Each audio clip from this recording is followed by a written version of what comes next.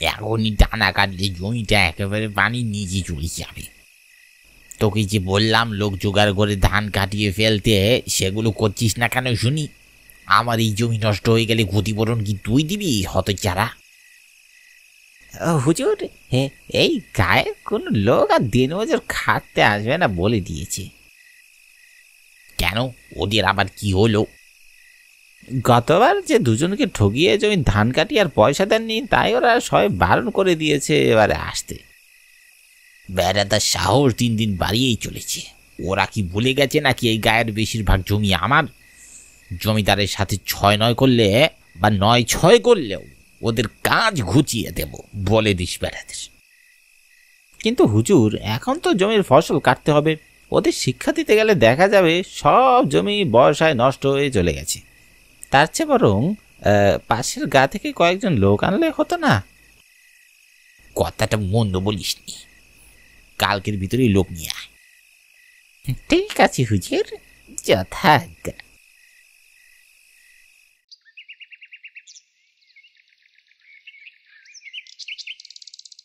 কাজের সন্ধানে মুখ দিয়ে রক্ত উঠে গেলেও কাজ পাচ্ছি না বেশ কিছুদিন। পরিবার নিয়ে বুঝি এবার পথে নামতে হবে। কি যে করি! এদিকে আমার সাথে সাথে আমার 4 বন্ধুরও একই দশা। নেই কাজ তো খইবাজের মতন সারাদিন চায়ের দোকানে বসে আমরা সময় পার করি। ধার দেনায় জড়িয়ে একাকার হয়ে আছি। এই পরিস্থিতিতে শুধু একটা কাজ চাই, কিন্তু সেও বা মিলবে কি করে? হে নিয়ে কথা হয় রোজ সবার সাথে, কিন্তু তাতেও কোনো লাভ নেই। আমি সজল, দিনমজুরের কাজ করি। আমাদের দলের 4 জনের ভিতর সর্দারের অবস্থা বেশি ভালো না। আমরা তো তাও সংসার শুরু করিনি, তাই এক পেট নিয়ে সেখান থেকে ঘুরে বেড়াই। তবে সর্দারের সংসার আছে, বাচ্চা আছে। রুগ্ন শরীরে সামনে বসে আছে সর্দার। দেখে আজ বেশ খুশি মনে হচ্ছে তাকে। এই বিপদের সময় সর্দারকে খুশি লাগছে কেন জিজ্ঞাসা করা হলো। সে বলল, দারুণ খবর আছে রে সজল। কি খবর সর্দার? কাজ পেয়ে গেছি রে আজ। রোজ দিন 50 টাকা করে দিবে মজুরি। গায়ের বেশিরভাগ জমি শুনেছি তার। আমাদের গায়ে এমন লোক আছে বলে তো শুনিনি বাপু।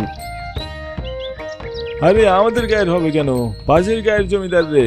জমিদারের চেনা কালু এসে গতকাল বলে গেছে আমার সাথে। আমি তাদের সাথে কথা বললাম, শুনে রাজি হয়ে গেল। এ তো খুব আনন্দের কথা সর্দার। এতদিন কাজের অভাবে কত ধার দেনা বেরিয়ে গেছে। তা কাজে যেতে হবে কবে? বললো আজ থেকেই যেতে হবে, বিকেলে রওনা দেওয়া যাবে। রাতে গিয়ে কাজ শুরু করতে হবে। তোরা রাজি তো? রাজি মানে? হ্যাঁ, আলবাত রাজি। আমিও রাজি। আমিও।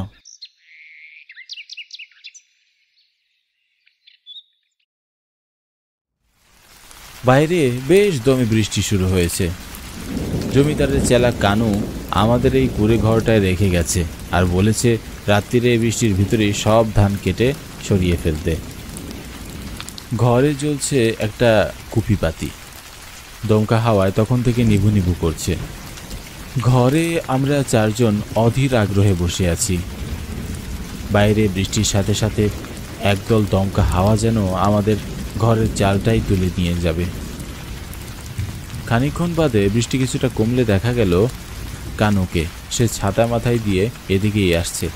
এসে বলল,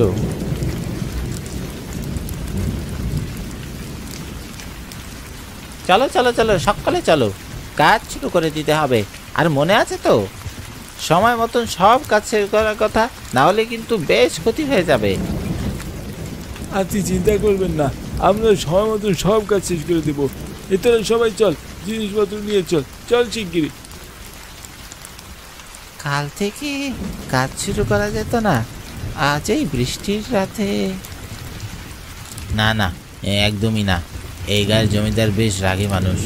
বলেছি যখন একেবারে রাত থেকে শুরু করতে, তখন আজ রাত থেকেই শুরু করতে হবে। শিগগিরই চলো সবাই তোমরা। চলো সকলে।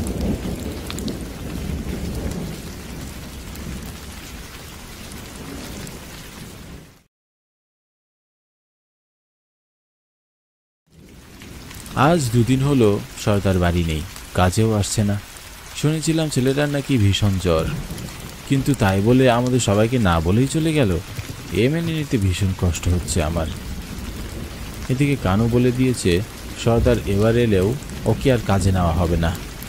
সর্দার যে হুট করে এমন কেন করলো বুঝতেই পারছি না। এমন করে আমাদেরকে না বলে যাওয়ার মানুষ তো সে নয়। তবে কি ছেলের অসুস্থতা বেড়ে গিয়েছে? আমাদের জানানোর সময়টা পর্যন্ত পাইনি। কে জানে কি হয়েছে।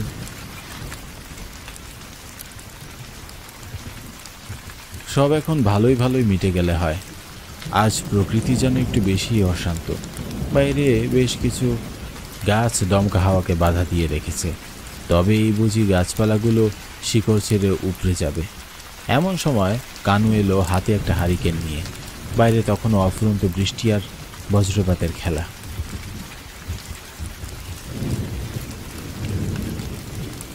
কি গো, তোমরা বসে আছো কেন? শিগগিরই কাজে লেগে পড়ো, কয়েকদিনের ভিতরে বন্যা হওয়ার সম্ভাবনা আছে। শিগগিরই কাজে লেগে পড়ো তোমরা। আমাদের সর্দার হলো আমাদের দলের মাথা, সে এখন এখানে নেই। তাকে ছাড়া তো 2 দিন কাজ করলাম, কিন্তু তার কোনো হদিস পাচ্ছি না আমরা। এভাবে আমরা কাজ করি কি করে?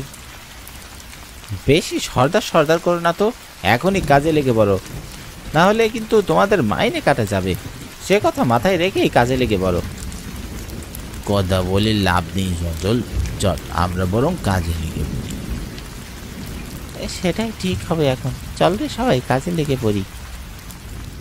বৃষ্টির তাণ্ডব যেন কিছুতেই কমছে না। এ সময়ে ভারী বৃষ্টির বন্যা সৃষ্টি করে অসংখ্য মানুষের ক্ষতি করে ফেলে। জমির ফসল কাটা প্রায় অর্ধেক শেষ হয়ে গেছে। আর 5 দিন মতন কাজ করলেই সব কাজ শেষ হয়ে যাবে। এভাবে বৃষ্টির ভিতরে আমি মানিক হরি যাচ্ছি জমির উদ্দেশ্যে। আজ রাতের ভিতরে এই পাশের ফসল কেটে ফেলতে হবে।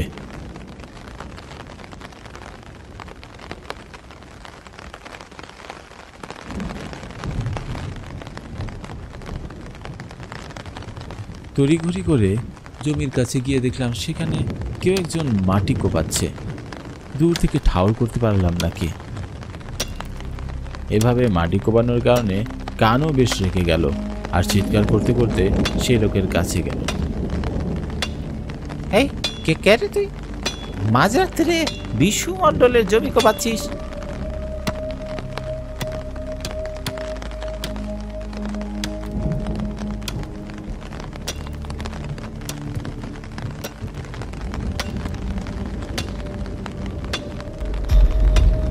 কি তুই তুই কিভাবে এলি?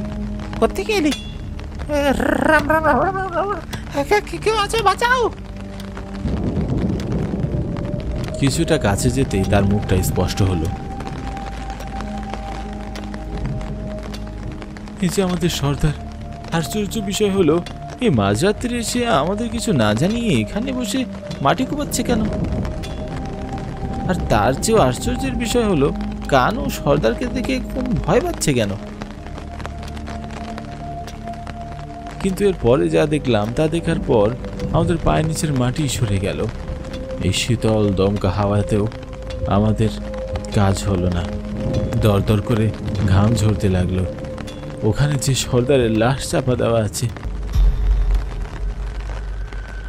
তবে এত সময় যে লাশ করছিল সে কি হচ্ছে এসব?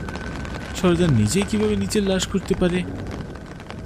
পাশে দাঁড়িয়ে থাকা কানু যেন নিজের চোখকেই বিশ্বাস করতে পারছে না। সর্দার, তুমি তুমি এখানে দাঁড়িয়ে থাকলে এই লাশটা কার? এ যে একদম অবিকল তোমার মতন। কি হচ্ছে এসব? ওটা তুমি কোথায় গিয়েছিলে? এই লাশটা কার? এই লাশটা আমারই। ওরা আমায় খুন করেছে। কটা টাকা চেয়েছিলাম বলে ওরা আমায় খুন করেছে। মিথ্যা কথা, মিথ্যা কথা সব।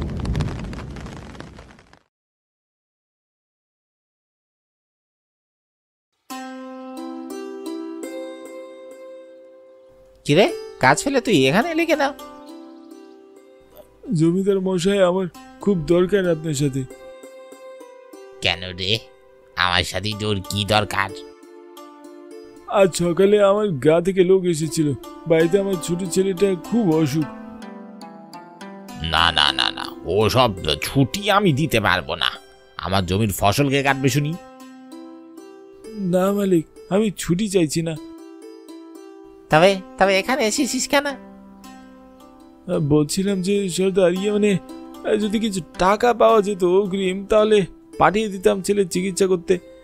ছেলেটার চিকিৎসা না করলে যে আমার ছেলেটা প্রাণ হারাবে। জমিদার বাবু, যদি আপনি কিছু টাকা আমাকে অগ্রিম দিতেন। কি বিশু মন্ডলের কাছে এসেছি অগ্রিম টাকা চাইতে? হ্যাঁ, বলি তোকে আমি অগ্রিম টাকা দিব আর তুই সেটা নিয়ে পালিয়ে যাবি? হ্যাঁ, তাই তো? না জমিদার মশাই, আমি পালাবো কেন? আমি আপনাকে কথা দিচ্ছি, আমি সব কাজ শেষ করে যাব।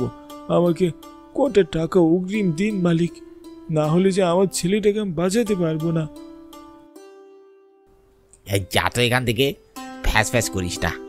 ছোট লোক জাত কোথাকার, একেবারে আমার বাড়িতে চলে এসেছিস। এ কে আছিস? এ বেটাকে তারা এখান থেকে। একটু গঙ্গা জল দিয়ে ধুয়ে দে জায়গাটা, কে জানে কোন জাত। কি, আমি আমার হকের টাকা চাইতে এসেছি বলে আপনি আমার এভাবে অপমান করলেন? বেশ, ঠিক আছে, করবো না আপনার জমির কাজ।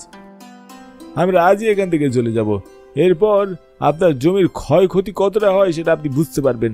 প্রয়োজন নেই আপনার টাকা। কি, আমাদের গায়ের জমিদারের সাথে এত বড় কথা? ওস্তাদ, ওই ছাড়বেন না। বেটা ছোট লোক জাত বেশি বার বেড়েছে। কি করবেন আপনারা আমাকে? কি করব, দেখ এবার কি করি।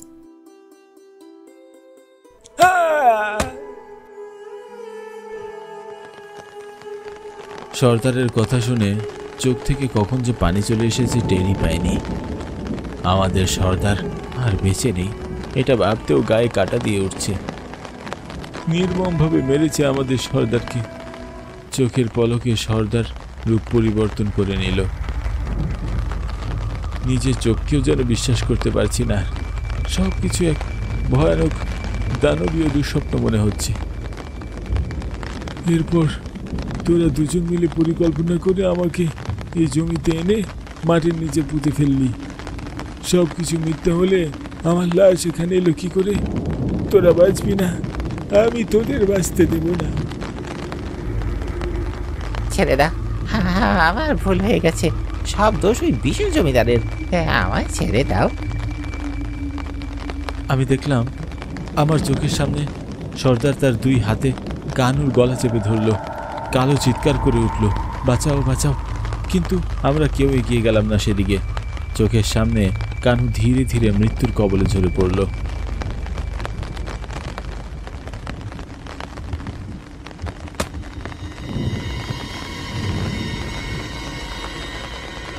এরপর সর্দার আমাদের দিকে তাকিয়ে নীরব হাসি দিয়ে অদৃশ্য হয়ে গেল। আমরা এরপর সর্দারের পরিবারের ভরণ পোষণের দায়িত্ব নিলাম। কিছুদিন পরে জমিদার বিশু মণ্ডল তার বাড়ির উঠোনে রক্তবমি করে মারা গেছে শুনেছিলাম। তার মানে সর্দার তার লক্ষ্য অর্জন করতে পেরেছে।